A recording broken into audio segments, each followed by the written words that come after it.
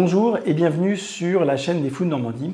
Aujourd'hui, on va prendre cet article comme prétexte, sorti dans Molecular Psychiatry il y a quelques jours, cet article comme prétexte pour parler des antidépresseurs et notamment de leur efficacité ou de leur non-efficacité. Alors, de manière générale, j'ai fait une vidéo sur les antidépresseurs, ce sont des molécules qui fonctionnent bien, avec un rapport bénéfice-risque très en faveur du bénéfice.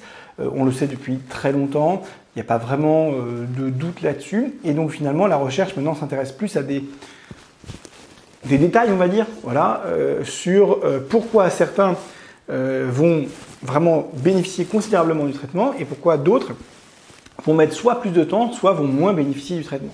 Et donc cet article, dont vous trouverez le lien dans la description de cette vidéo, c'est un prétexte pour vous expliquer qu'il y a pas mal de recherches qui sont faites sur ce pourquoi.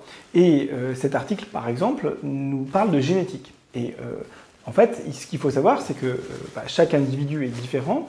On a des versions tous plus ou moins différentes, même s'il y a des versions majoritaires, des versions minoritaires de chacun de nos gènes, qu'on appelle des allèles, et que ça a une influence sur le fonctionnement de votre biologie et de votre cerveau notamment.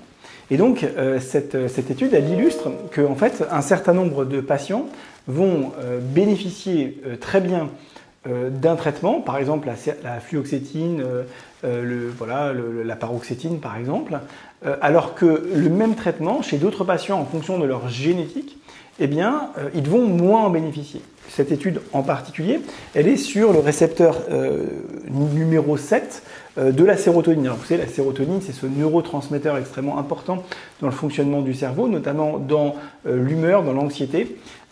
Et c'est un neurotransmetteur dont on sait qu'il est impliqué justement du coup dans la physiopathologie des troubles anxieux en général, de la dépression et pas que. Et donc en fait cette étude elle montre qu'en fonction de la version d'un de ces récepteurs à la sérotonine, la version du gène que vous avez d'un de ces récepteurs à la sérotonine, en l'occurrence le numéro 7, eh bien vous allez réagir plus ou moins bien à un antidépresseur. Et ça, c'est un bon exemple, et il y en a d'autres dans la littérature scientifique que celui-là est un prétexte pour vous parler de manière plus générale du sujet, c'est un bon exemple du pourquoi certains vont bénéficier d'un traitement et d'autres non. C'est aussi un bon exemple pour illustrer pourquoi moi, comme pour tous les psychiatres en général, vont vous poser des questions sur vos antécédents familiaux, biologiques, héréditaire, donc votre hérédité en termes psychiatriques notamment, mais pas que, et pourquoi on peut même aller vous demander, du coup, votre maman, votre papa, qu'est-ce qu'il a eu comme traitement, qu'est-ce qui a bien marché, qu'est-ce qui n'a pas marché.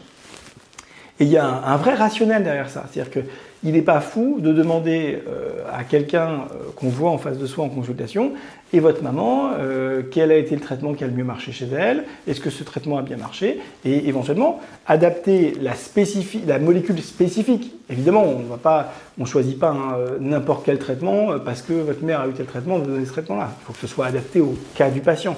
Mais si les cas sont comparables, par exemple, maman a souffert d'un trouble anxieux et la jeune fille ou le jeune homme souffre également d'un trouble anxieux, maman a très bien bénéficié de la fluoxétine, eh bien on peut se dire c'est une bonne idée pour essayer d'emblée la fluoxétine, puisqu'on a du choix, autant prendre une molécule dont on peut supposer qu'il y a une chance sur deux que la maman ait transmis la version du gène la plus efficace pour cette molécule en particulier, pour métaboliser et que cette molécule soit efficace. Donc vous voyez, il y a un vrai rationnel, c'est très important de demander des antécédents familiaux, c'est très important d'aller dans le détail de ces antécédents familiaux, en tout cas pour certains cas en tout cas. Et c'est aussi l'autre leçon de ce type d'étude, on va dire, c'est que c'est pas parce qu'un traitement marche pas qu'il faut pas en essayer un autre. Puisqu'il y a des effets spécifiques en fonction des traitements. C'est-à-dire qu'on peut montrer que tel récepteur numéro 7 à la sérotonine, eh bien, sa version impacte, par exemple, la fluoxétine, mais peut-être pas la sertraline, par exemple. Vous voyez, ou n'importe quelle autre molécule.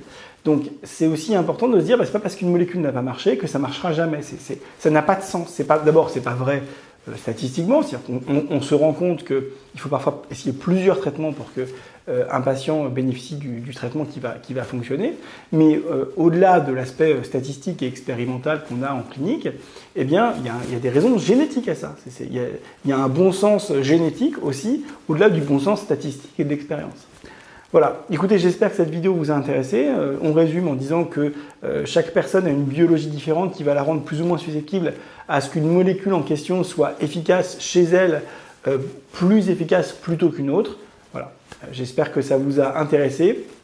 Si ça vous a intéressé, le pouce bleu, le commentaire, le partage, l'abonnement, la cloche pour ne manquer aucune de nos prochaines vidéos. À très bientôt. Bye.